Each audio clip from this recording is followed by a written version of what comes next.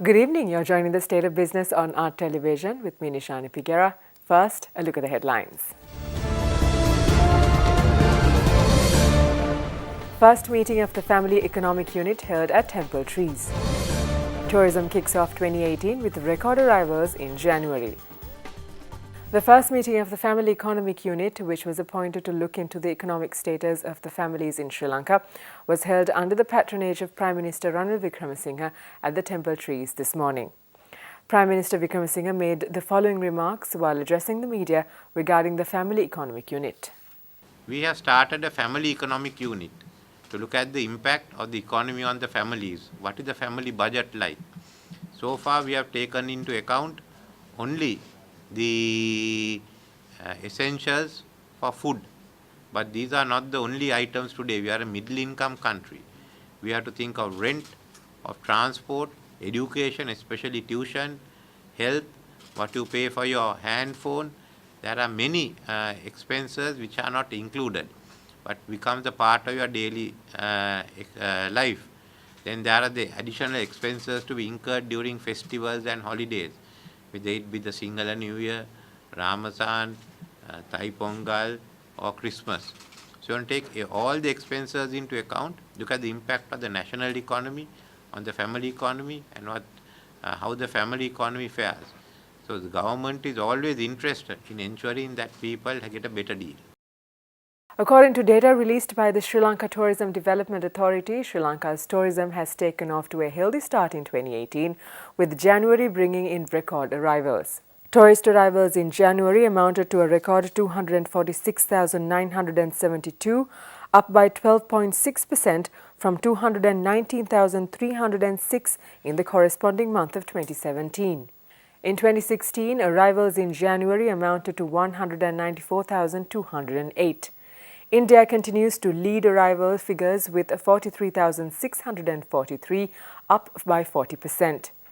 Meanwhile, arrivals from China stand second at 24,819, but was down 22%, whilst arrivals from UK were up 15% to 22,410. German tourists rose by 20% to 14,985, and those from France rose by 14.5% to 12,209. Tourists from Western Europe increased by 14.9% to 83,324 in January. Travellers from East Asia were down 15% to 41,462. Eastern Europe tourist arrivals rose 15.1% to 30,550 in January, where Russia continues to lead arrival figures with 11,634, up by 12.5%.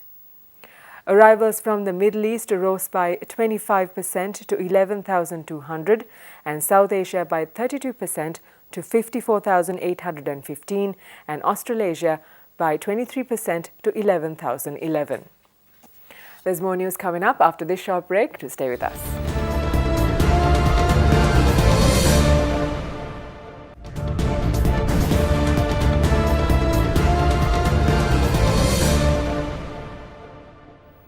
Welcome back. You're watching The State of Business. High Commissioner of the People's Republic of Bangladesh to Sri Lanka, Riaz Hamidullah, says that the manufacturing industry should be standardized in terms of safety, dignity and well-being. Hamidullah made this statement and the following remarks while addressing the media at the three-day international conference on the apparel industry, which began in Colombo yesterday.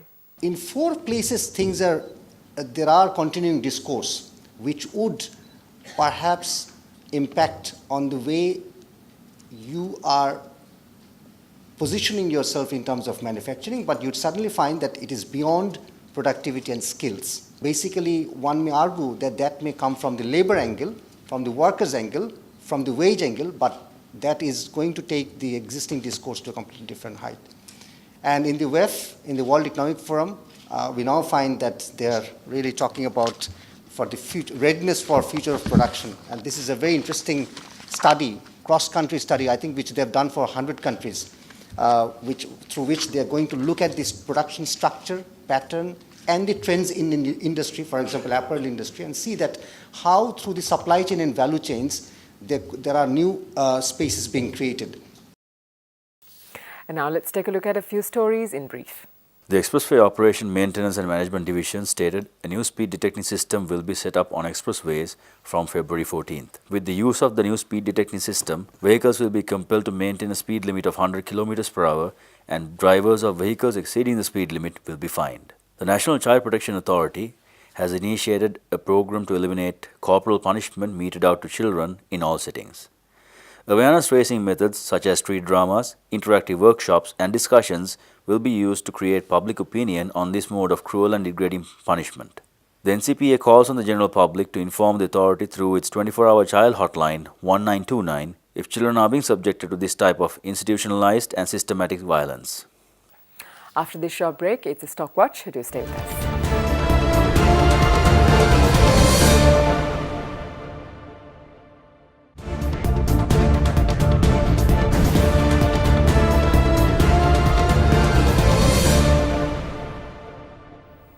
Welcome back to the show. Trading at the Colombo Stock Exchange ended on a positive note today. The all share price index gained 35.65 points to close at 6,542.9 and the S&P SL20 gained 9.32 points to close at 3,738.79. Turnover was 1.3 billion rupees and 69.6 million shares were traded. And now let's take a look at the day's forex rates.